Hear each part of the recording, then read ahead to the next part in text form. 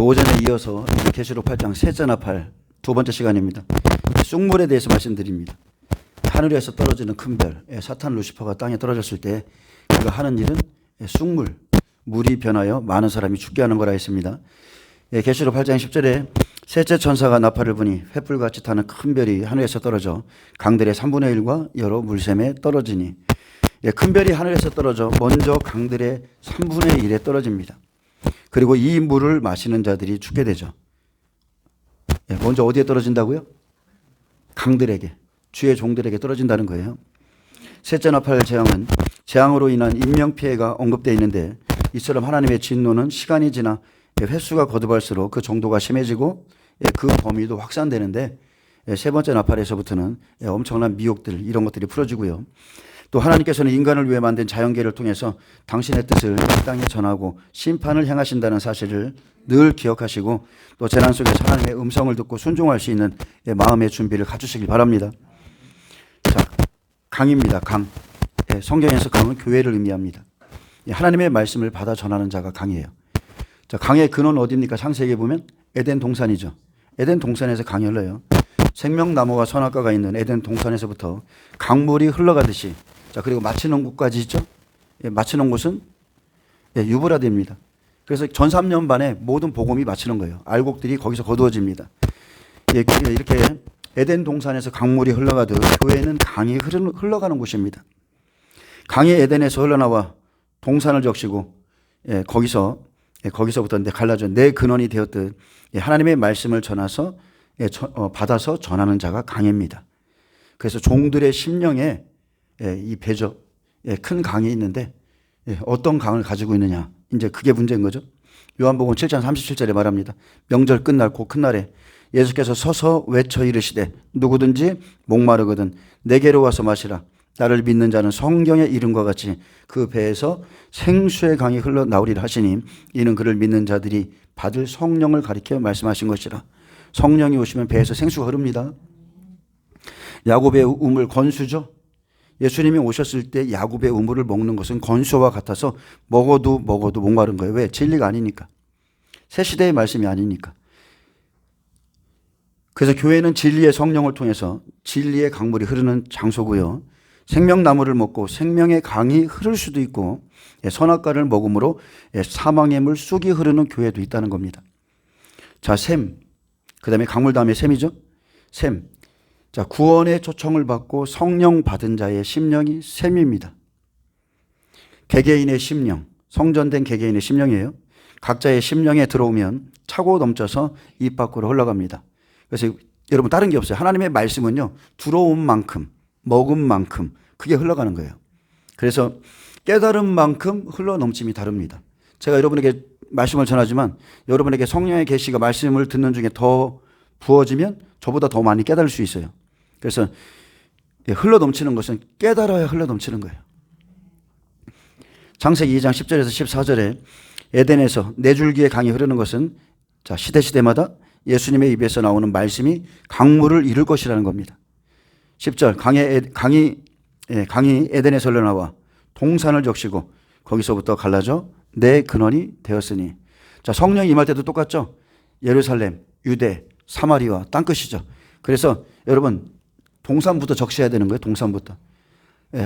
자기 교회가, 종들의 심령이 말씀으로 충만하게 적셔져야 됩니다. 그래야 흐를 수가 있어요. 11절에 첫째 이름은 비손이라 금이 있는 하일라 온 땅에 흘렀더라 그랬습니다. 그래서 먼저 복음은 이스라엘 백성에게 피의 언약을 주셨는데, 자, 믿는 자는 정금이죠. 그리고 둘째 강의 이름은 기온이라. 자, 모세 때 구스 여인을 취하죠.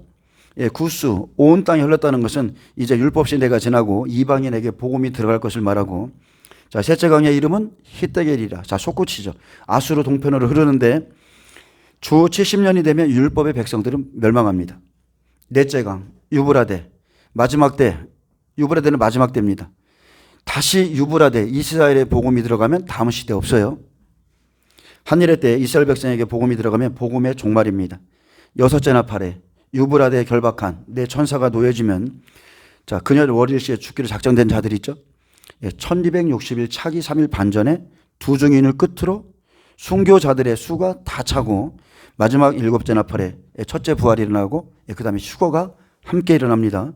그래서 전 3년 반 육나팔 유브라데까지 강이 흐르고 생명 있는 자에게 복음이 다 들어가요. 전 3년 반에 생명 있는 자들 복음 다 들어갑니다. 욥기 29장 2절에서 6절에 자, 욥이 고백합니다. 나는 지난 세월과 하나님이 나를 보호하시던 때가 다시 오기를 원하노라. 지금 욥이 환난 속에서 환난 전에 있었던 일을 회상하는 겁니다. 저도 이 말씀 준비하면서 저도 목회를 하기 전에를 막 회상했어요. 그때가 더 좋았거든. 주님을 섬기는 기쁨, 내 안에 흐르는 기름 부음, 지금보다 훨씬 좋았어요. 그때에는 그의 등불이 내 머리에 빛이었고 내가 그의 빛을 힘입어 암흑에서도 걸어다녔느니라. 내가 원기 왕성하던 날과 같이 지내기를 원하노라. 그때에는 하나님이 내 장막에 기름을 발라주셨도다. 그때에는 전능자가 아직도 나와 함께 계셨으며 나의 젊은이들이 나를 둘러 있었으며 젖으로 내 발자취를 씻기며 바위가 나를 위하여 기름 시내를 쏟아냈으며. 자, 환난 전에 반석에서 기름 시내가 욥에게 흘러내렸습니다. 하나님이 함께 하셨죠. 전능자가 그와 함께 했어요. 근데 환난의 날 욥의 고난은 정신적인 것, 또 육체적이고 영적인 것이었습니다. 그는 사탄에 의해서 이 세 가지가 다 고통받았죠. 영, 혼, 육이 다 고통을 받았습니다. 무엇보다 육체의 고난도 힘들었지만 친구들의 말, 내가 하나님을 진정으로 경외해야 했다면 너에게 이런 일이 생길 수 있냐? 이런 일이 일어날 수 있어? 이 말하는 새 친구들의 말에 더 고통스러웠는데 그는 이때 어떻게 했어요? 이전에 함께 하신 하나님의 말씀을 붙들고 있었다는 거예요. 아멘? 쑥물을 먹이려고 하는데 하나님의 말씀, 내가 하나님이 그때 나에게 기름 부어주셨어. 반석이 욥을 위해서 기름 시내가 쏟아내었듯이 자, 성령으로 깨달아지는 말씀은 여러분 기름진 말씀, 버릴 수 없는, 포기할 수 없는 생명의 말씀이었고 그것은 기름 시내입니다. 그에게 흘렀어요. 그의 내면에 흘렀어요. 그래서 생명의 강, 생명의 말씀으로 우리는 욥처럼 환난을 통과해야 됩니다. 아멘. 환난 전에 그의 등불, 그의 빛, 장막에 발라주신 기름, 그리고 젖과 기름 시내의 은혜를 하나님께서 그에게 주었습니다. 저와 여러분이 이걸 받으셔야 됩니다. 잠언서 10장 11절에 의인의 입은 생명의 샘이라도 악인의 입은 독을 머금었느니라. 자, 의인과 악인.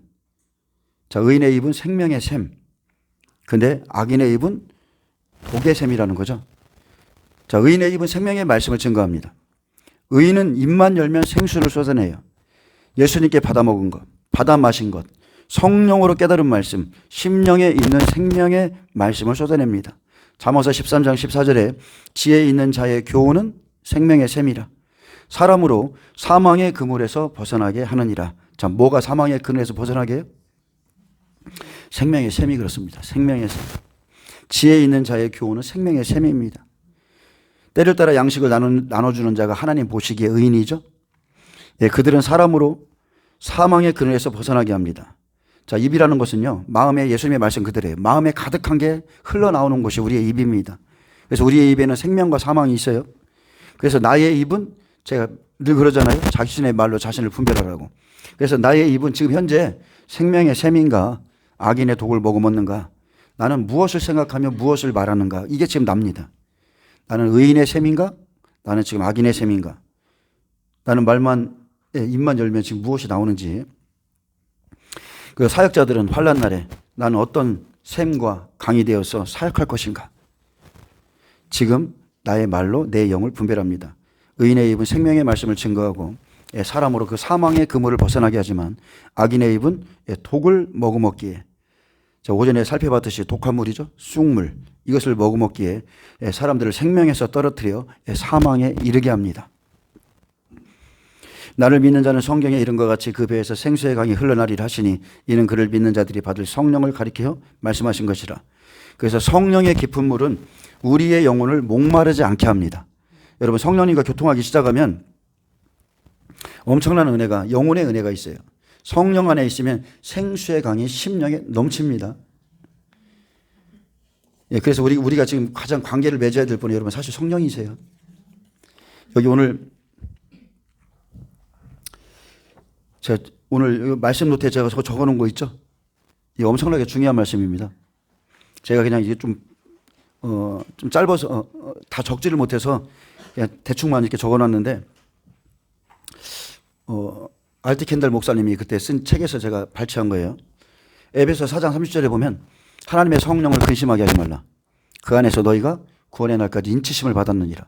그래서 여러분이 구원의 날까지 인치심을 받고 보호하는 분은 성령이세요. 그래서 여러분은 반드시 성령을 받으셔야 되고 더 충분히 받으셔야 돼요. 성령께서 근심하실 때 기름 부음은 떠납니다. 제가 어제 이 말씀 여기다 올려놓고서 집에 가서 많은 생각을 했어요. 나에게 지금 기름 부음이 예전에 비하면 많이 소멸됐거든요. 자, 성령께서 근심하실 때 기름 부음은 떠나고 말아요. 그러나 대부분 그 당시에는 아무것도 느끼지 못합니다. 그러다가 한참 후에야 습관적으로 자질에 의지해서 자기의 자질에 의지하여 사역을 유지해 왔다는 사실을 깨닫게 됩니다. 내가 가장 두려워하는 것은 하나님께서 그분의 손을 거두는 것이다. 어떤 목사님이 이렇게 말씀했는데 나를 가장 두렵게 하는 그 한 가지는 나도 모르는 사이에 성령을 소멸하거나 그분을 슬프시게 하는 것이다. 아무런 느낌이 없이 나로부터 기름 부음이 사라져 버릴 수도 있는 일이기 때문에 이런 일이 일어나도 처음에는 아무것도 감지할 수 없기 때문에 우리는 마치 아무 일 없이 살아갈 수 있습니다. 성령이 나에게 떠나셨어. 그런데도 우리는 그냥 살아가요. 삼손처럼 한때 성령의 기름 부음을 경험했던 자라 하더라도 단숨에 아무것도 느끼지 못하는 사이 기름 부음을 잃어버릴 수 있습니다. 나에게 여전히 기름 부음이 있는 것처럼 블레셋을 치러 나가는 거예요. 하나님은 떠나셨는데 하나님의 마음을 상하게 하고도 전혀 깨닫지 못할 수 있다는 것이죠. 우리는 하나님께서 원하시는 일이라고 믿고 평생을 설교하고 가르치고 전도하고 교회 사역에 힘쓸 수 있습니다. 하나님께서는 전혀 함께 하시 않으시는데도 말이죠. 내가 예수님과 아무 상관없이 그 일을 하고 있다는 사실을 전혀 모를 수도 있습니다. 때론 기름 부음 받은 은사가 활발하게 발휘되고 있음에도 불구하고 본인이 그 사실을 인지하지 못할 수도 있는데 이것은 참으로 신기한 일입니다. 이에 대한 이해는 모세가 시내산에서 내려왔을 때 얼굴에 광채가 나는 것을 깨닫지 못하였던 것에 찾아볼 수 있죠. 성령의 강력한 역사 가운데 지금 하나님이 내 안에서 운행하시는데 본인은 못 깨달을 수도 있어요. 근데 우리는 반대로 기름 부음이 떠나버렸을 때도 그것을 의식하지 못할 수 있습니다. 사자를 손으로 찢어 죽일 수 있었던 삼손에게서 기름 부음이 떠나버리자 그는 고양이처럼 나약해졌습니다. 하지만 삼손은 그 사실을 깨닫지 못한 채 블레셋 사람을 죽이겠다고 똑같이 나섰습니다. 그들과 싸우는 것이 식은 죽 먹기라고 생각한 것이죠. 그러나 기름 부음이 사라진 삼손은 블레셋 사람들의 손에 잡히고 말았습니다. 우리의 영적 전쟁도 똑같습니다. 우리가 영적 전쟁하다가 지치고 우리가 세해지는 것은 기름 부음의 소멸 때문에 그래요. 어쩌면 삼손의 기름 부음은 그의 비밀을 캐내고자 애를 쓰는 들릴라를 가까이 하는 동안 알게 모르게 손상되었을지 모릅니다. 실제 그렇습니다. 주님께 시선을 두지 않고 날마다 그 말로 그를 재촉하여 조름에 삼손이 마음이 번뇌하여 죽을 지경이라. 우리가 확실히 아는 것은 머리털이 밀리자마자 그의 힘이 사라져버렸다는 것입니다. 그러나 삼손은 기름 부음을 잃고도 그 사실을 바로 깨닫지 못했습니다. 이런 일을 겪은 사람은 삼손만이 아니죠. 교회 내에 엄청 많습니다. 많은 사역자들이 죄와 타협함으로 기름 부음을 잃고도 그 사실을 인식하지 못했습니다. 하나님의 종들 중에서 한 75%가 가장 넘어지기 쉬운 게 음란의 죄라는 거예요. 75%가. 두려운 것은 우리의 계획대로 살아갈 때 하나님의 임재를 잃어버릴 수 있다는 사실. 여러분 이것을 꼭 명심하세요. 예를 들어서 요셉과 마리아가 어린 예수님을 예루살렘에서 데리고 다시 갈릴리로 오는데 잃어버렸죠. 그래서 이거 쉽게 말하면 거꾸로 말하면 예수님을 잃어버렸어요. 하나님의 임재를 잃어버렸어. 같이 가다가 임재를 잃어버렸는데도 우리는 모를 때가 있다는 거예요. 우리는 몰라요. 내가 아버지의 집에 있어야 되는 걸 모르냐고 이렇게 말하듯이. 그래서 여러분 임재에 여러분 굉장히 민감하셔야 돼요. 하나님이 늘 그냥 우리가 죄를 짓는데도 우리 안에 계시는 게 아니라 하나님의 성령이 소멸할 수도 있고 그분이 떠날 수도 있다는 것을 꼭 믿으시기 바랍니다. 자, 성령님은 우리 안에서 영혼의 깊은 물을 허락하시는데 생수의 강이 심령이 넘치게 하는데 하지만 거짓 영들이 심령에 들어와서 독을 떨어뜨리면 그 물은 쑥물이 되어버립니다. 알고구에 덧뿌리고 간 것처럼. 그래서 모략도 분별력도 없어지고 자기들의 종말도 깨닫지 못하며 악독한 것을 쏟아냅니다. 신명기 32장에 보면 여호와께서 그가 땅의 높은 곳을 타고 다니게 하시며 밭의 소산을 먹게 하시며 반석에서 꿀을 굳은 반석에서 기름을 빨게 하시며 소의 엉긴 젖과 양의 젖과 어린 양의 기름과 바산에서 난 순양과 염소와 지극히 아름다운 밀을 먹이시며 또 포도즙의 붉은 술을 마시게 하였도다.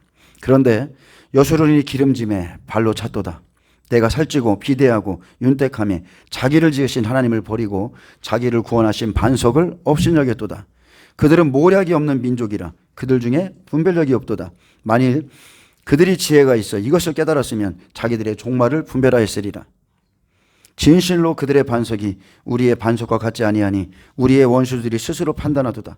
이는 그들의 포도나무는 소돔의 포도나무요 고모라의 밭의 소산이라. 그들의 포도는 독이 든 포도이니 그 송이는 쓰며 그들의 포도주는 뱀의 독이요 독사의 맹독이라. 여러분, 우리의 원수들이 가장 우리를 잘 알고 있습니다. 우리의 원수들이 스스로 판단해서 우리를 알고 있어요. 우리가 누구인지를. 반석에서 꿀을, 우리가 반석에서 기름을 빨지 않는다면, 하나님을 경외함으로 자기를 지으신 하나님을 섬기지 않는다면 여러분은 독이 든 포도주, 독사의 맹독을 마실 것입니다. 마태복음 24장 9절에서 많은 사람들이 쑥물을 먹음으로 교회가 무너집니다. 강들과 여러 물샘의 3분의 1이 떨어져 많은 사람이 죽듯이 많은 사람이 환난 날에 시험에 빠져서 쑥물을 토해냅니다. 그때 사람들이 너희를 환난에 넘겨주겠으며, 너희가 누구예요? 생명 있는 자들. 너희를 환난에 넘겨주겠으며 너희를 죽이리니 너희가 내 이름 때문에 모든 민족에게 미움을 받으리라. 그때 많은 사람이 실족하게 되어 즉 시험에 빠져 서로 잡아주고 서로 미워하겠으며 거짓 선지자가 많이 일어나 많은 사람을 미혹하겠으며 불법이 성함으로 많은 사람의 사랑이 식어지리라. 그러나 끝까지 견디는 자는 구원을 얻으리라. 자, 우리가 알 수 있는 것은 욥이 고난받을 때 그는 온전한 자였고 그는 의인이었으며 그는 정직했고요. 하나님을 경외했고 악에서 떠났는데 그는 시험을 받았어요. 그러나 곁에 있던 생명이 없는 그 세 친구들, 자, 욥에게 무언가 아는 것처럼 하나님에 대해서 막 이렇게 그를 힘들게 한 그 세 친구들은 환난의 날 고난 속에 있지 않았어요? 오히려 욥을 시험하고 실족하게 하려고 했습니다. 이런 일들이 앞으로 여러분 일어납니다. 여러분 눈에 보이기에 그래서 좀 괜찮고 쓸만해 보이는 그 사람이 환난 날에 가면 실제 그들 안에 있는 게 쏟아져 나오죠. 그래서 이러한 때에 이런 고난을 받을 때 끝까지 견디는 자는 욥처럼 여러분 구원받습니다. 끝까지 견디는 자. 자기가 가진 그 진리를 끝까지 고수하는 자가 구원받습니다. 베드로후서 2장 17절에 베드로후서 2장 17절에 보면 자, 발람의 교훈을 따르는 자가 물 없는 샘입니다. 자, 눈을 뜨세요. 발람의 교훈을 따르는 자, 물 없는 샘입니다. 이 사람들은 물 없는 샘이요 광풍에 밀려가는 안개니 그들을 위하여 깜깜한 어둠이 예비되어 있나니 그들이 허탄한 자랑의 말을 토하며 그릇되게 행하는 사람들에게서 겨우 피한 자들을 음란으로서 육체의 정욕 중에 유혹하는도다. 그들에게 자유를 준다 하여도 자신들은 멸망의 종이니 누구든지 진 자는 이긴 자의 종이 되리라. 아멘. 자, 이 사람들은 물 없는 샘이요 그랬습니다. 여러분, 거짓 종에게는 생명의 말씀 없어요. 예레미야도 그랬죠. 요셉도 그랬죠. 구덩이, 물이 없는 빈 구덩이에 빠졌죠. 거짓 종에게는 생명의 말씀 없습니다. 불의의 싹을 사랑한 발람과 같은 종들, 하나님께서 말하지 못하는 나귀를 통해서도 야, 너는 내 백성에게 가서 그런 말 하지 마, 그렇게 하셨어도 입만 열면 허탄한 자기 자랑의 말 쏟아내죠. 자기 간증만 하는 사람들, 이 땅에서 잘 되고 돈 벌고 막 복복복을 외쳐주는 그런 종들. 민수기 24장 15절에 보면 예언하여 이르기를 부올의 아들 발람이 말하며 눈을 감았던 자가 말하며 하나님의 말씀을 듣는 자가 말하며 지극히 높으신 자의 지식을 아는 자 전능자의 환상을 보는 자 엎드려 눈을 뜬 자가 말하기를 하면서 자기를 막 이렇게 드러냅니다. 그러나 실상 발람에게는 아무 생명이 없어요. 하나님이 전하고자 하는 생명의 말씀이 없기에 결국은 자기 욕심을 따라서 거기 가서 예언하는 겁니다. 그래도 하나님이 다시 한번 이스라엘 백성에게 저주의 말을 쏟을지 몰라. 하나님이 마음을 돌이키실지 몰라. 그러면서 자기가 발락에게 돈을 받기 위해서 선지자처럼 그렇게 일하는 거죠. 그는 하나님의 말씀 들었습니다. 근데 그대로 안 전해요. 환상을 봤죠. 그는 예언했습니다. 근데 품삯을 위해서 발락을 이래는 자지 하나님과 아무 상관없는 자입니다. 오죽했으면 말 못하는 나귀의 입을 열어가지고 말하겠어요. 자, 이 사람들이 물 없는 셈이고, 자, 광풍에 밀려가는 안개라 그랬습니다. 여러분, 종이 안개와 같은 심령이면 그의 성도들이 어떻겠습니까? 진리가 없기에 이런 종과 성도 앞에는 깜깜한 어둠이 예비되어 있다 그랬습니다. 자, 환란이 시작되고 이제 하나님의 증인들이 외치고 나면 이렇게 반란과 같은 거짓 선지자들이 성도들의 심령에 미혹의 말을 부으면 3분의 1이 넘어간다는 거. 많은 사람 넘어갑니다. 제자들이 주의 임하신가 세상 끝에는 무슨 징조가 있사오리까 물었을 때 예수님은 첫 번째가 사람의 미혹을 받지 않도록 주의하라 했습니다. 많은 사람이 내 이름으로 와서 나는 그리스도하여 많은 사람을 미혹하리라. 다 하나님의 종들같이 선지자같이 그렇게 말하죠. 거짓 선지자의 특징이 있습니다. 그들의 메시지가 여호와의 것이 아니라는 거예요. 자기 마음에서 나온 것이죠. 자, 환란의 날이 지금 다가오는데 평안을 예언해 주는 지금 예언자들 있죠. 환란의 날이 오는데 평안을 예언해 줘. 거짓 것을 진리처럼 믿게 하고 참 선지자 노릇하며 육체를 따라 정욕 가운데 여전히 땅의 것을 취하도록 더러움을 가르칩니다. 마지막 때 특징은 나는 그리스도께 속하였다 하는 자들이 사탄의 활동을 따라 거짓을 예언함으로 주의 종을 미혹하고 성도들을 미혹해서 결국은 죽게 만드는 것입니다. 자, 열왕기상 12장을 좀 보겠습니다.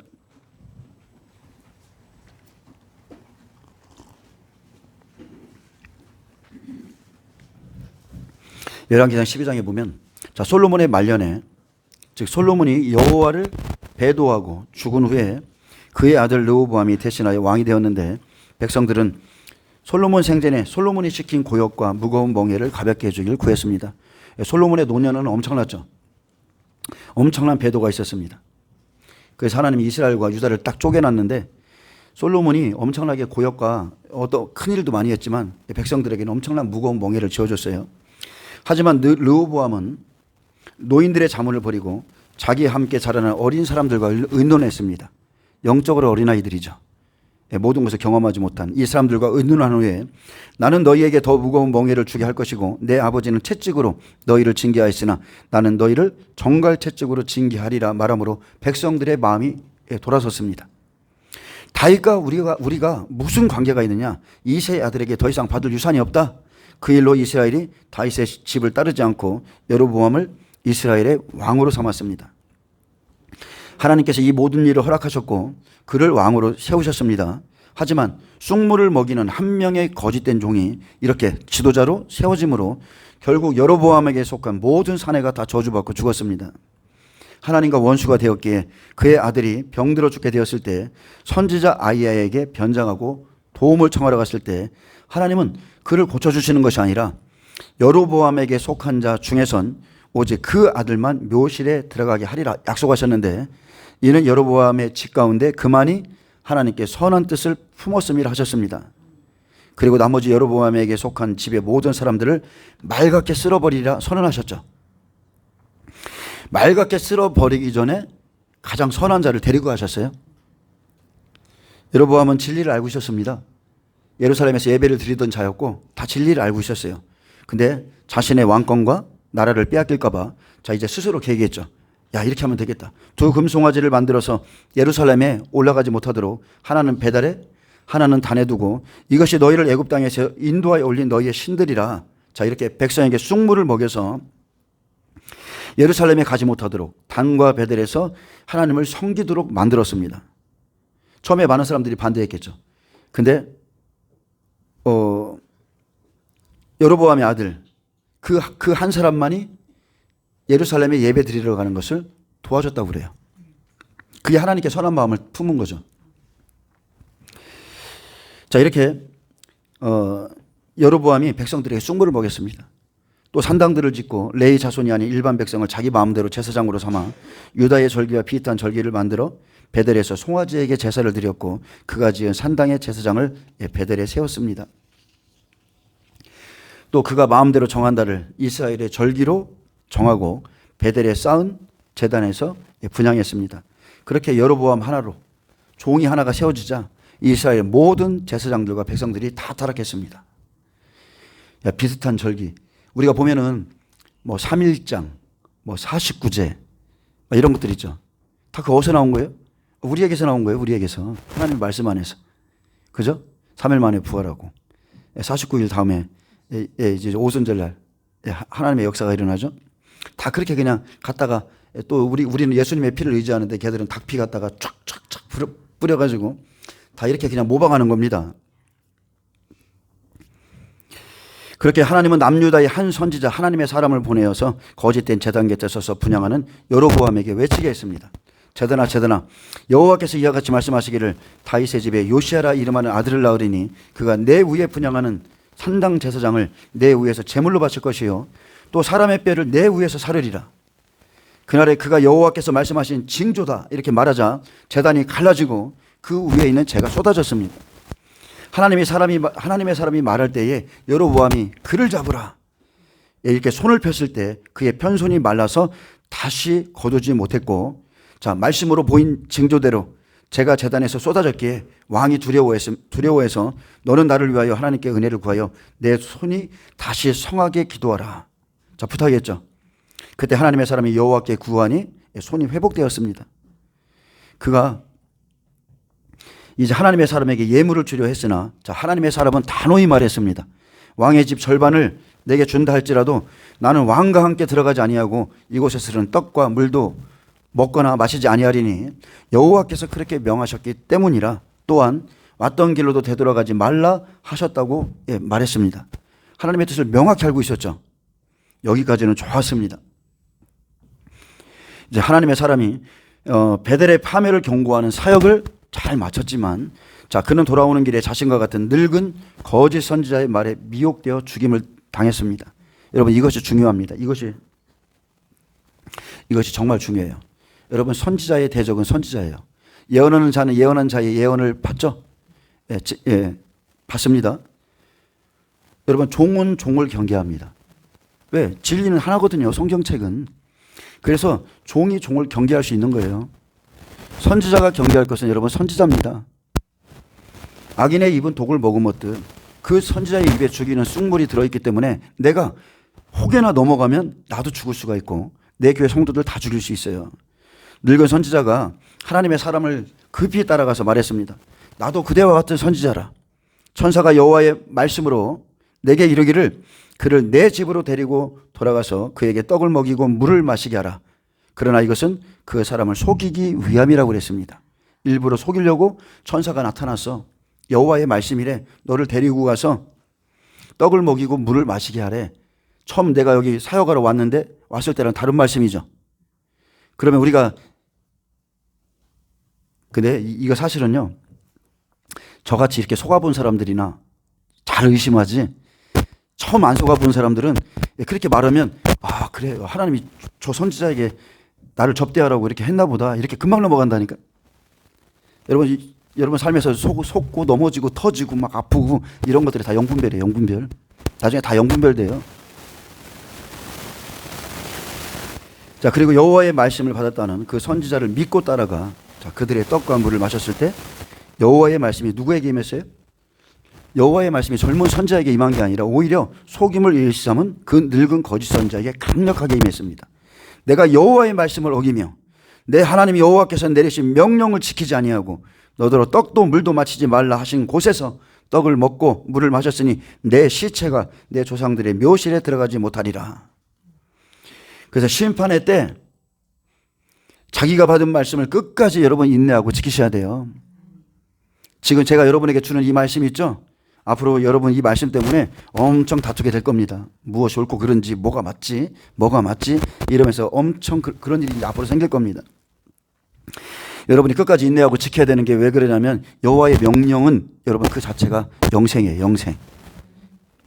여호와께서 말씀하신 대로 사자가 길에서 나와 그를 물어 죽였고 그 시체가 길에서 버려졌으나 나귀와 사자가 그 시체 곁에 서 있었고 사자가 나귀를 찢지도 않았습니다. 이런 일이 있을 수가 없죠. 하나님의 영이 천사들이 딱 붙잡고 있는 거예요. 여러분, 하나님의 말씀은 반드시 그대로 이루어집니다. 하나님이 말씀하신 대로 여러분, 떡과 물을 먹을 장소를 구별하고 그리고 분별해서 먹고 마셔야 사는 겁니다. 룻기에서도 그러잖아요. 너는 이 밭을 떠나지 말고 여기서 내 청년들과 함께 마셔라. 내 소녀들과 함께 먹고 마셔라. 늙은 선지자는 그 사람을 장사한 후에 그 아들들에게 말했습니다. 내가 죽거든 하나님의 사람을 장사한 묘실에 나를 장사하되 내 뼈를 그의 뼈 곁에 두라. 그가 여호와의 말씀으로 베델에 있는 제단을 향하고 또 사마리아 성읍들에 있는 모든 산당을 향하여 외쳐 말한 것이 반드시 이룰 것임이라. 반드시 멸망할 거라는 거예요. 그는 하나님의 말씀이 그에게 이루어지는 것을 봤습니다. 이렇듯 하나님은 때를 따라서 거짓 선지자들을 사용하실 수 있고 거짓 선지자들도 마지막에는 자기 종말에 대해서 깨닫게 됩니다. 여로보암의 죄는 일반 백성을 산당의 제사장으로 삼되 누구든지 지원하면 그 사람을 산당의 제사장으로 삼았으므로 이 죄가 이스라엘의 대표적인 죄죠. 여로보암의 죄가 되어 그 집이 땅 위에서 끊어져 멸망하게 되었다고 기록해 놨습니다. 여러분, 물 없는 샘이 사람을 죽입니다. 예수님은 그래서 사람의 미혹을 받지 않도록 주의하라 하셨고 마태복음 7장 15절에 거짓 선지자들을 삼가라. 그들은 양의 옷을 입고 너희에게 나오나 속에는 노략질하는 일이라 경고하셨습니다. 양의 옷 얼마나 그럴듯해요. 말씀이 얼마나 좋습니까? 근데 강과 여러 물샘에 쓴쑥이 떨어지면 쓴물이 됩니다. 그래서 여러분은 자신의 심령을 은혜로 굳게 지키셔야 됩니다. 아가서에 보면 아가서 4장에 내 신부야 이렇게 나옵니다. 그리스도의 신부, 내 신부야. 내 입술에서는 꿀방울이 떨어지고 내 혀 밑에는 꿀과 젖이 있고 내 의복의 향기는 레바논의 향기 같구나. 내 누이, 내 신부는 잠근 동산이요 덮은 우물이요 봉한 샘이로구나. 너는 동산의 샘이요 생수의 우물이요 레바논에서부터 흐르는 시내로구나. 북풍아 일어나라. 남풍아 오라. 나의 동산에 불어와 향기를 날리라. 나의 사랑하는 자가 그 동산에 들어가서 그 아름다운 열매 먹기를 원하노라. 자기의 동산, 자기의 샘, 자기의 우물을 잠그고 덮고 봉해야 될 때가 있다는 거예요. 아멘. 말라기에 뭐라 하겠습니까? 제사장들의 죄를 책망하시고 그 다음에 말씀하셨죠. 제사장의 입술은 지식을 지켜야 하겠고 그랬어요. 여러분, 지키시는 거예요. 지키는 겁니다. 진리는 이미 여러분 안에 있어요. 그리스도가 여기 있다 저기 있다 그것이 아니라 잠근 동산, 덮은 우물, 봉한 샘처럼 내면에 그날에 가면 이제는 내면의 성령의 음성에 귀를 기울이면 주님은 우리 안에서 역사하시고 그 말씀이 여러분을 생명으로 인도하는 겁니다. 자, 11절에 이 별 이름은 쓴쑥이라. 물의 3분의 1이 쑥이 되며 그 물들이 쓴물이 되므로 많은 사람이 죽더라. 그리스도인을 더럽게 하고 타락시키는 쑥물은 어디서부터 나오는가? 교회 안에서 흐르는 맑은 강과 깨끗한 샘물이 쓰게 되는 것은 큰 별로부터 오는 쑥물이죠. 큰 별. 배후에 누가 있다고요? 사탄, 마귀가 있는 겁니다. 그것은 바리새인과 사두개인의 누룩처럼 영계를 망치는 쑥물은 기독교의 지도자들에게 부어집니다. 여러분, 별은 사탄이지만 별은 또한 종이에요. 하나님의 은혜로 여로보암이 영적 지도자가 되었을 때 그의 입에는 스스로의 계획에서 나온 쑥물로 가득 차 있었고 그 결과 온 이스라엘이 다 타락했고 그들의 제단은 하나님의 손에 의해서 무너졌다는 것. 마태복음 16장에 예수님께서 바리새인과 사두개인들을 보면서 너희는 천지를 분갈할 줄 알면서 시대의 표적을 분별하지 못하느냐 말하셨고 상과 바리새인과 사두개인의 누룩을 조심하라 하셨습니다. 제자들이 그 말의 의미를 깨닫지 못하자 어찌 내가 말한 것이 떡의 관함이 아닌 줄을 깨닫지 못하느냐. 오직 바리새인과 사두개인의 누룩을 주의하라. 자, 이 누룩이 순물이죠. 하나님의 말씀보다 장로의 유전을 따르고 율법에 기록된 그 말씀보다 자기들이 정한 율법을 따르고 다 쑥물입니다. 그제서야 제자들이 떡의 누룩이 아니요 바리새인과 사두개인의 교훈을 상가라고 말씀하신 줄을 깨달았다 했습니다. 그래서 그런 잘못된 교훈, 그 쑥물을 주의하라, 상가라 이렇게 명령하셨어요. 구약의 예루살렘 성전이 황폐하게 된 것도 영적 지도자들이 쑥물을 먹었기 때문입니다. 마찬가지로 종말이 되면 똑같습니다. 별이 떨어지듯 교회의 종들이 타락합니다. 그러면 신령한 하나님의 집이 장사치의 집이 되고 강도의 소굴이 되죠. 무엇보다 하나님의 종들이요, 십자가의 구원의 간격을 잃어버리면 예수님과 함께했던 그 모든 순간들을 귀히 여기지 아니하고 예수님의 또 얼굴을 구하지 않으면 우리가 드리는 예배가 천천히 습관적이고 죽은 종교가 됩니다. 여러분, 이것을 우리가 잘 분별해 하셔야 돼요. 습관처럼 찬양 드리고 습관처럼 말씀 전하고 습관처럼 결국은 그냥 종교가 돼버려요. 그래서 그때마다 우리가 분별하셔야 돼요. 영적으로 완전히 깨어 있어서 그죠? 말씀이 지금 잘 이렇게 들어가는지 찬양이 올라가는지 우리가 깨달아야 돼요.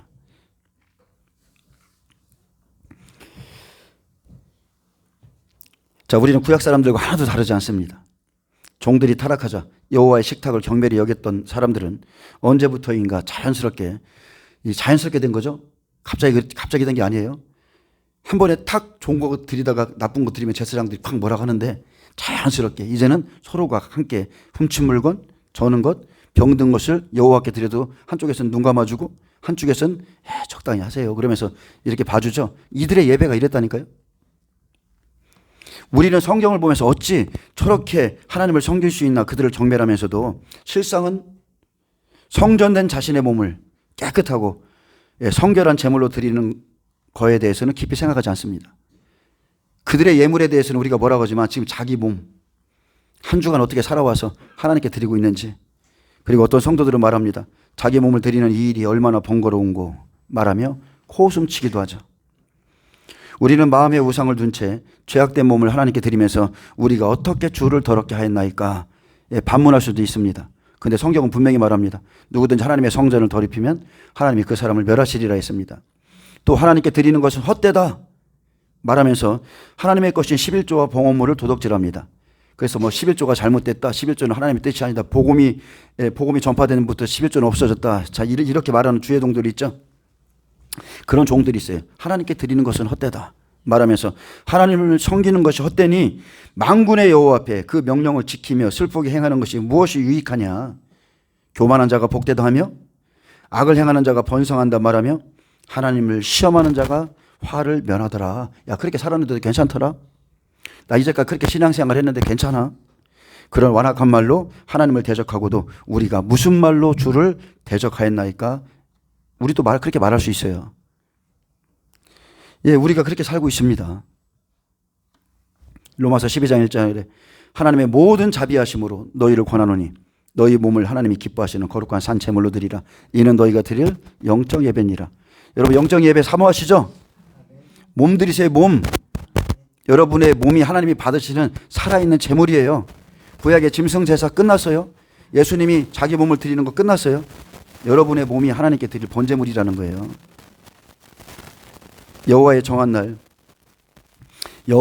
날이 오면 여호와를 경외하는 자와 존중이 여기는 자만이 하나님의 특별한 소유가 된다고 그랬습니다. 하나님의 특별한 소유. 근데 교회에 주의 종들의 심령에 쑥이 떨어지면 바르지 못한 교훈이 교회에 흘러가고 가정에 흘러가고 사회에 들어가고 이제는 형식주의, 물질주의, 현세주의, 교리주의 안에서 좋은 게 좋은 거야. 적당히 예배 드려. 눈 감아줘. 여러분, 세상의 영에 사로잡히면 반드시 그 영 죽습니다. 반드시 그 영 죽어가요.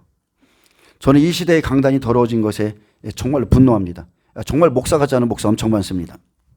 모세와 같은 영적 지도자는 하나님이 말씀하신 그 산, 그 장소에서 예배를 드리고자 바로가 내민 모든 제안을 거절했습니다. 바로가 말했죠. 너희 하나님께 예배를 드리려거든 이곳에서 드리라. 멀리 가지 마라. 아이는 남겨두라. 짐승들은 남겨두라. 계속 회유했어요. 모세는 여호와의 말씀을 준행하기 위해서 마지막에 목숨을 걸었죠. 바로와 10번의 큰 전쟁을 치렀어요.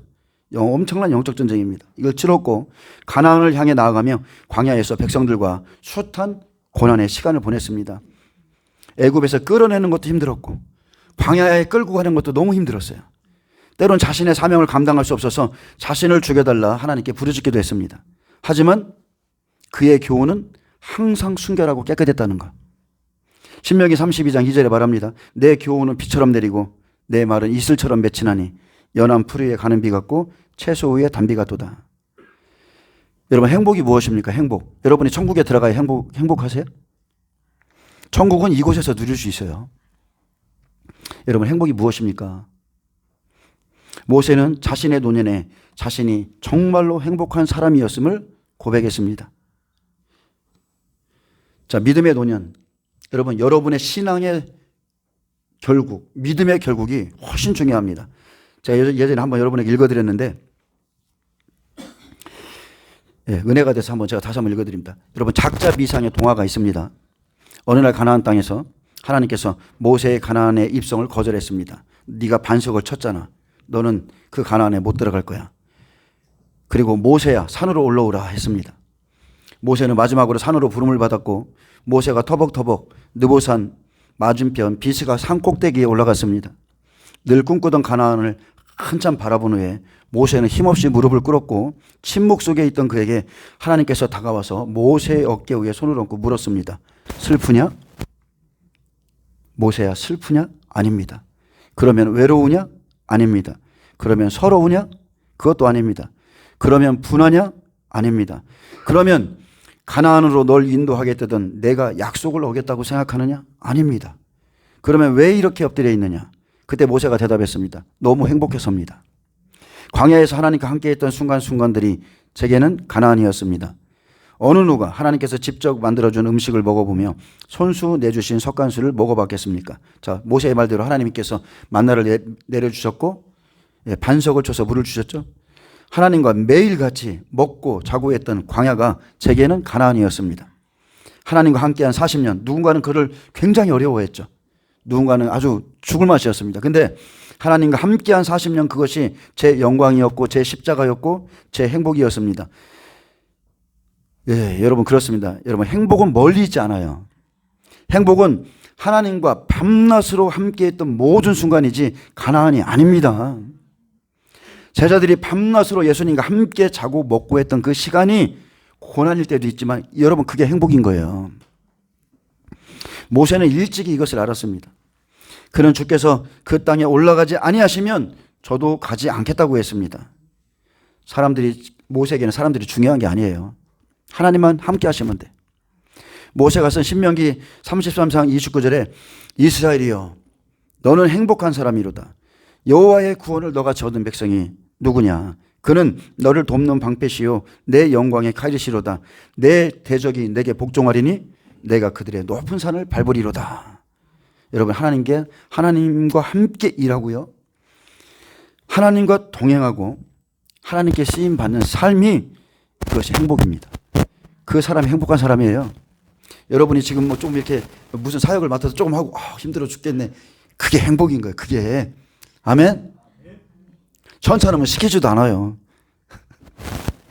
전처럼 안 시켜요. 그러니까 여러분 다 행복인 거예요. 우리에겐 지금 누가 계세요? 성령님이 이렇게 날마다 동행하시는 겁니다. 우리는 하나님께서 주시는 만나와 생수를 먹는 지금의 삶에 여러분 감사할 수 있어야 돼요. 때로는 힘든 시간도 있죠. 어려운 시간이 있습니다. 그러나 우리의 영이 하나님과 함께하는 이 삶이 행복입니다. 하나님의 얼굴을 구하는 예배가 무너지면 점차 기름 부음이 소멸되고 영이 무감각해집니다. 주님의 얼굴을 구하던 시간을 이제 뒤로 하죠. 세상에 빠지면 매일의 만나를 하찮은 음식으로 취급할 수 있고 그렇게 잠자는 자에게 영적으로 잠자죠. 하나님 앞에 예배를 드리지 않으면요, 여러분 반드시 그 사람은 영적으로 잠들게 되어 있습니다. 발람의 교훈 같은 가나안 땅 바로 직전에서 천국이 바로 눈앞에 있는데 발람의 교훈 같은 쑥물이 쑥 들어가면 그 발은 어디로 간다고요? 사지와 스울로 내려간다는 거. 정신 똑바로 차리시기 바랍니다. 정신 차리셔야 돼요. 자, 환란에 들어가면 왜 물의 3분의 1이 쑥이 됩니까? 왜 3분의 1이나 미혹되어 넘어집니까? 이미 쑥물이 하나님의 교회 종들을 장악했기 때문이고, 그리고 각 사람이 미혹을 받는 것은 그들이 참 생명을 준비하지 않았기 때문입니다. 참 생명. 들려줘도 안 믿어요. 그가 미혹을 받는 것은 딱 하나입니다. 그 사람의 신앙이 예수 중심이 아닌 겁니다. 그 사람이 예수 중심이 아니고 그냥 육체를 따라 살기 때문에 미혹이 오는 거죠. 미혹되어 넘어지는 자는 쑥물, 그 음료의 물을 은연히 먹었기 때문이에요. 쑥은 땅의 것에 초점을 맞춥니다. 그래도 그러면서 천국을 잃어버리게 하는 겁니다. 자, 사탄의 영, 사탄의 물, 사탄의 교훈이 하나님의 교회에 들어가고 또 사탄의 영을 받은 거짓 선지자들이 쑥물을 내어주죠. 사망의 법, 사망의 법입니다. 환란이 임하기 전에 야, 우리는 평안하다. 환란 속에 안 들어간다. 먹고 입고 마시고 이렇게 산 사람들. 환란 속에 딱 들어가면 그 쑥물이 완전히 고난이 되고 많은 사람이 죽게 되고요. 천국 가는 길이 어떤 길인지 사람들이 우왕좌왕하다가 결국은 다 쓰러집니다. 미래는 다섯째와 똑같은 거예요. 그 사람들 자기의 육을 위해서 유익을 위해서 쫓아간 그런 삶을 살았던 사람들입니다. 아까 기름으로 등불을 킨다고 그랬죠. 말씀의 등불. 그것을 안 믿은 거예요. 교회는 환란 전에 휴거된다. 우리에겐 재앙이 임하지 않는다. 환란 성도는 따로 있다고 말하는 사람도 들어봤어. 그 사람은 환란을 믿기 때문에 환란 성도야. 남아야지. 예수 믿으면 잘 살아야 된다고 하는 말, 이런 말이 교회 안에 다 여러분 쑥물이에요. 쑥물. 쑥물을 먹으면 좋습니다. 근데 마지막에 고난이 온다는 거죠. 꿀물 같은 말은 내 마음속에 숨겨진 죄악에 여러분 조금의 찔림도 주지 않습니다. 여러분을 어디로 끌고 다니면서 기도시키고 어떤 무슨 말을 하고 아무리 무엇을 해도 내 영혼에 찔림이 없어요. 회개할 수가 없어요. 사람을 좋게 하느라 귀를 즐겁게 하고 사람에게 치우친 말씀을 계속 들으면 여러분 시간이 지날수록 여러분 그 사람 육신됩니다. 그냥 종교인이에요. 종교인. 먹고 입고 마시고 그냥 육으로 사는 자들, 그 사람들에게 육의 것 조금만 끊어보세요. 원망하다가 죽은 자 엄청 많습니다. 예수를 믿는다고 하면서 환란 속에서 미혹을 받는 것은 그들이 첫 번째는 종을 잘못 만났기 때문이고 그래도 하며 그 종을 따랐기 때문에 결국은 다 자기 죄입니다. 자, 잠언서 5장 보겠습니다. 잠언서 5장.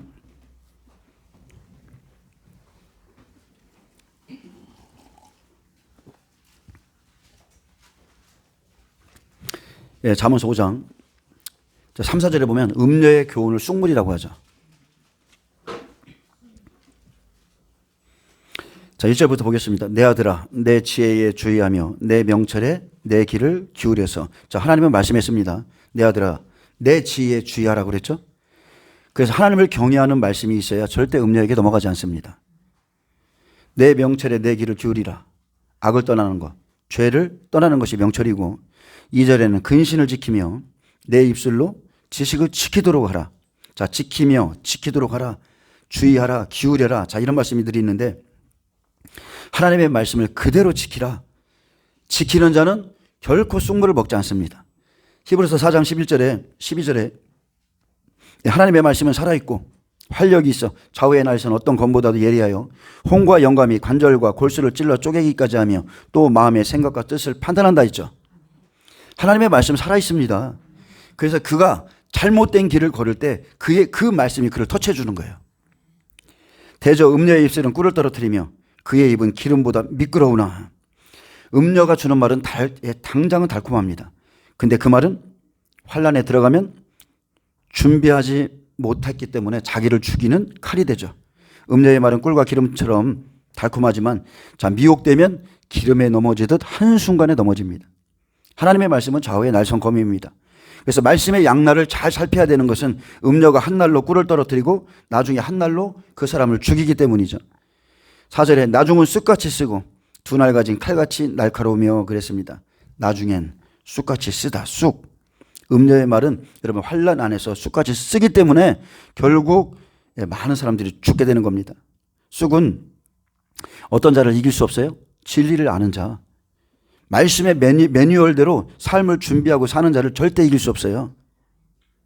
그렇게 여러분 우리가 지금 바보같이 보여도 나와 내 가족을 위해서 우리가 준비하는 겁니다. 지금 많은 사람들이 뭐 교회를 추천해달라. 요즘은 좀 덜하지만 코로나 때는 엄청 많았죠. 뭐 교회나 말씀을 들을 만한 것을 추천해달라. 추천해 줄 수 없죠.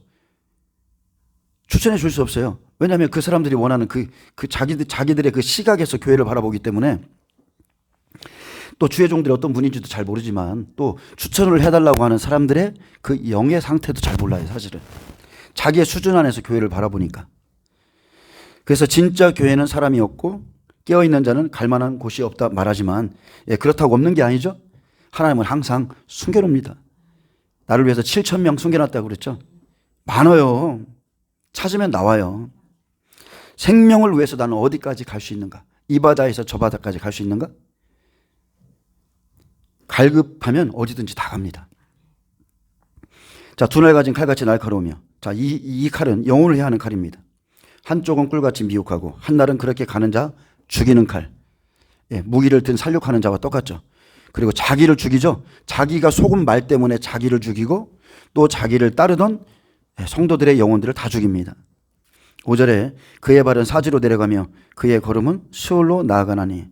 자, 음료에 쑥물 먹고 가는 발은 사지로밖에 안 나가요. 수월로 나갑니다. 즉 죽는 길, 사망이 그의 집입니다. 그는 생명의 평탄한 길을 찾지 못하며 자기 길이 든든하지 못하여도 그것을 깨닫지 못하는 일. 이게 쑥물 먹은 자의 특징입니다. 그는 생명의 평탄한 길을 찾지 못하며. 왜 찾지 못해요? 1, 2절에 분명히 하나님의 말씀을 들어도, 자, 다 들으라고 그랬죠. 주위에서.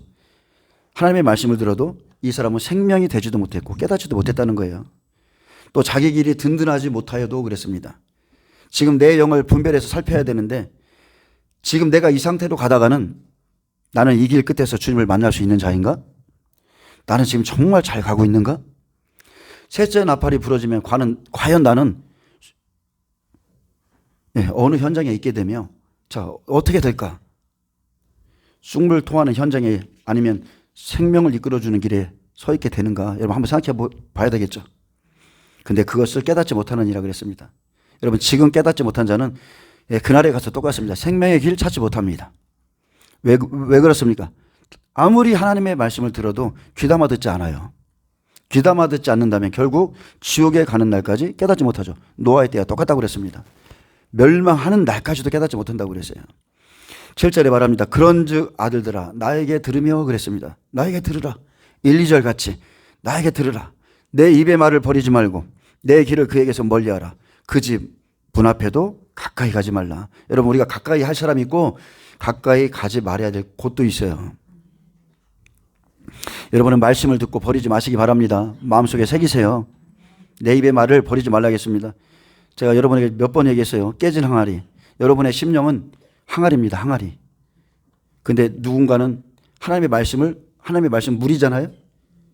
하나님의 말씀은 생수야.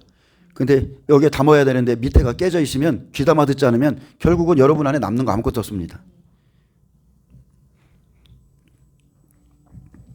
자, 내 길을 그에게서 멀리하라 했습니다. 음료죠. 생명을 주지 못하는 그에게서 멀리하라. 그래서 우리가 지금 어떤 사람을 만나고 누구와 이야기하며 어떤 말을 하고 있는가 굉장히 중요하고요.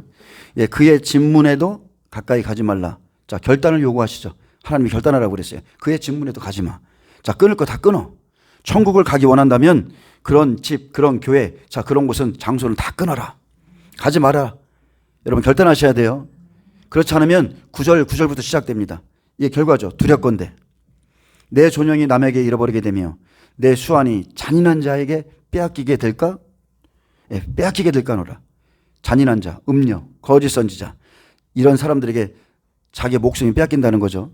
또 10절에 두렵건대 타인이 내 재물로 충족하게 되며 내 수고한 것이 외인의 집에 있게 될까 하노라. 두렵건대 마지막에 이르러, 참 이제 마지막에 이제 나오는 건 한탄밖에 없습니다. 한탄. 마지막에 이르러 내 몸 내 육체가 쇠약할 때에 내가 한탄하여 말하기를 내가 어찌하여 그랬습니다. 내가 어찌하여, 이것은 떼내준 후회죠. 내가 어찌하여 훈계를 싫어하며 내 마음이 꾸지람을 가벼이 여기고 내 선생의 목소리를 청종하지 아니하며 나를 가르치는 이에게 귀를 기울이지 아니하였던고 많은 무리들이 모인 중에서 큰 악에 빠지게 되었노라 하게 될까 염려하노라. 근데 실제 이런 일이 마지막 때 일어난다는 거죠. 여러분 그때 가보면 안다고요? 그때 가면 늦습니다. 그때 가면 늦어요. 나를 가르치는 자가 누구였던가를 알게 되는 거예요. 음료의 물은 쑥물이지만 환난 전에는 그냥 꿀같이 답니다. 하지만 쑥물은 반드시 환난 가운데서 고난을 받고 참된 하나님의 말씀을 가진 자는요. 환난 전에 지키는 것이 쓴 겁니다. 환난 전. 하나님의 말씀을 준행하기 위해서 준비하는 그 삶은 너무 힘들어요. 입에서는 꿀같이 타나 배에서는 쓰기에 지키는 것. 노아 때처럼 방주를 짓는 것은 엄청난 고난이죠. 근데 그날에 가면 여호와께서 심으신 것이 아니면 다 뽑힐 거라 했습니다. 마태복음 13장 29절 가만두라. 가만둬. 교회 그냥 다 내버려둬. 가라지를 뽑다가 곡식까지 뽑을까 염려하노라. 둘 다 추수 때까지 함께 자라게 두라. 추수 때에 내가 추수꾼 천사들에게 말하기를 가라지를 먼저 거두어 불사르게 단으로 붓고, 가라지는 가라지대로 다 붓고요. 예, 음녀가 말을 줍니다. 쑥물을 다 먹여서 가라지는 가라지대로, 여기 확실히 이 교회가 맞아. 나 여기 선택했어. 나 여기 선택이야. 환난 전에 휴거된대. 나 여기로 가야지. 그냥 가라지는 가라지대로 먼저 묻고요. 곡식은 모아 내 곡간에 넣으리라 이렇게 말씀했습니다. 누군가는 묶여서 태워지고 누군가는 모아서 곡간에 들어가죠. 자, 추수 때는 사람의 교훈 다 뺏깁니다. 다 뽑힙니다. 이세벨의 교훈 다 뽑힙니다. 아무리 좋아 보여도 그날에 가면 다 뽑혀요. 진리에 속한 자만이 하나님 나라 들어갑니다. 아합 왕 때 이세벨의 교훈은요, 어땠습니까? 아합 왕 때 이세벨의 교훈, 나봇의 포도원을 진멸했잖아요. 그 잘못된 교훈이 아합 왕 종이잖아요. 종에게 이세벨이 딱 달라붙으니까, 두아디라 교회죠. 딱 달라붙으니까 나봇의 포도원 다 진멸해버리는 겁니다. 파괴하는 자, 쑥물을 받아들이는 거죠. 마태복음 24장 9절에 거짓 선지자와 거짓 선생이 판을 친다고 그랬습니다. 거짓 선지자와 거짓 선생들이 마지막 때 판을 치는데 다 스스로는 자기가 참 선지자라고 하죠. 저도 지금 그럴 수 있어요. 전 선지자는 아니지만 내가 내 말이 다 옳은 것 같이 얘기해. 다 참 선지자라 하지 자기가 거짓 선지자라 말하는 사람은 한 사람도 없다는 거예요. 그래서 여러분이 분별하셔야 돼요. 여러분이 뭘 갖고요, 진리를 가지고 자기가 쑥물을 먹었기 때문에 하나님이 먹여준 거예요. 하나님이 불법을 행하며 거짓을 말해도 자기가 거짓 선지자인지를 몰라요. 마태복음 7장 15절에 거짓 선지자들을 상가라. 양의 옷을 입고 너에게 나오나 속에는 노략질하는 일이라. 그들의 열매로 그들을 알리라. 근데 많은 사람들은요, 주의 종의 열매 안 봅니다. 엄청 웃긴 거죠, 이게. 예수님은 그들의 열매로 그들을 알리라 그랬는데 열매 안 봐요. 마지막 때 특징이 솔로몬 때와 똑같습니다. 배도죠. 엄청난 배도. 거짓 선지자들이 에큐메니컬 운동으로, 세계 종교 연합으로 개신교를 무너뜨립니다. 하나님을 믿는 자들을 무너뜨려요. 우리는 그냥 다른 말 할 거 없어. 성령의 역사, 귀신을 쫓아내고 선지자 노릇하고 권능을 행해도 열매만 보면 알아요. 2013년에 WCC 총회 누가 끌어들였어요? 한경진 목사, 조영기 목사, 김사한 목사님이죠. WCC는 나쁜 것이 아니야. 그들이 대담하고 홍보했습니다. 권우성 목사, 박상원 목사, 정혜성 국장 등 이들은 한국 대표로 총회 준비에 기여한 사람이고 이 외에도 엄청난 많은 사람들이 여기에 함께 했는데, 여러분 세상은 하나님의 말씀대로 돼가는 거예요. 이별 이름은 순쑥이라. 말씀대로 쑥물 먹은 종들이 떨어지는 거예요. 별이 떨어집니다. 이것은 안타까운 일이죠. 세계 단일 정부가 세워지기 위해서 마지막 때 반드시 종교 통합이 일어납니다. 여기에 쓰임받는 자들이 불행한 거고, 자, 열매를 본다면 WCC, WEA, NCCK, 노잔대까지 지금 누가 하고 있어요? 아까 말했던 그 영화의 그 장소에 그 교회도 지금 거기 들어가 있다니까? 배도한 교회? 세계 단일 정부가 세워지기 위해서는 지금 트럼프가 그 일을 하고 있는 거예요. 이란의 주권, 그죠? 베네수엘라. 그리고 지금 또 어디 건든다고 그러죠? 그린랜드. 그 다음에 이제 우리나라 좀 왔으면 좋겠는데, 어쨌든 간에. 다 이제 각 나라에 이제 트럼프가, 지금 저는 그렇게 봐요. 그래서 그 세계 단일 정부 세워주기 위해서 종교 통합하죠? 앞으로 평화협정, 7년의 평화협정 맺어져야죠? 그러면 삼성전 이스라엘 건립되죠? 그러면 적그리스도가 딱 등장해야 되거든. 전삼전만 적그리스도, 후삼전만 적그리스도, 음녀가 세우는 겁니다. 그 뒤에는 음녀가 있어요. 그 다음에 하나님이 보내신 두 증인 등장하죠. 자, 그 가운데 곡과 이스라엘의 전쟁이 있죠. 곡과 이스라엘을 한날에 하나님이 팍 깨트리면 이스라엘에 큰 지진이 일어나므로 그날부터 2300조야가 시작되는 거예요. 이스라엘에 엄청난 지진이 일어나서 일곱째 인 큰 지진, 일곱째 나팔 큰 지진, 일곱째 대접 큰 지진에서 하나님이 야, 자, 지금부터 시작이야. 우리에게 알려줍니다. 그럼 우리는 날짜 세면서 준비하고 있어야 돼. 나의 순교회 때, 나의 부활의 때, 그리고 천년왕국 들어가기 위해서 하나님이 예비초로 가는 때 자기가 언제 어떻게 될지를 다 준비하고 있는 거예요. 예, 오늘 여기까지만 하겠습니다. 계속해서 이제 쑥물을 살펴볼 건데, 여러분 쑥물은 지금은 당장은 달콤합니다. 듣기 좋죠. 근데 정말 성령으로 제대로 거듭난 사람들은요, 그 말씀이 사실은 안 들립니다. 알아요. 저건 잘못됐다는 거. 말씀을 몰라도 그냥 알아요. 말씀을 몰라도 알아. 저거는 뭔가 이상해. 구원은 저런 게 아니야. 그냥 속에서부터 올라오는 게 있어요. 그래서 만약에 쑥물이 들어와 있다면 다 버리시고, 예, 우리는 고난을 받을 것이며 예수 그리스도의 남은 고난은 우리 몸에 채울 것이고요. 예, 그리고 하나님의 나라에 그렇게 들어갈 겁니다. 예, 기도하겠습니다. 하나님이 우리가 예수님의 말씀하신 그대로 좁은 문, 좁은 길로 들어가기를 애쓰길 원합니다. 찾는 자도 적도고 또 찾았다 할지라도 그 안에 거치는 것들이 많아서 많은 사람들이 포기할 것이라 했는데 끝까지 견디는 자가 구원을 얻으리라 하셨사오니 이 좁은 길을 갈 수 있도록 은혜 위에 은혜를 더해 주옵소서. 감사하며 예수님의 이름으로 기도합니다. 아멘. 하나님께 영광 박수 올려드립니다.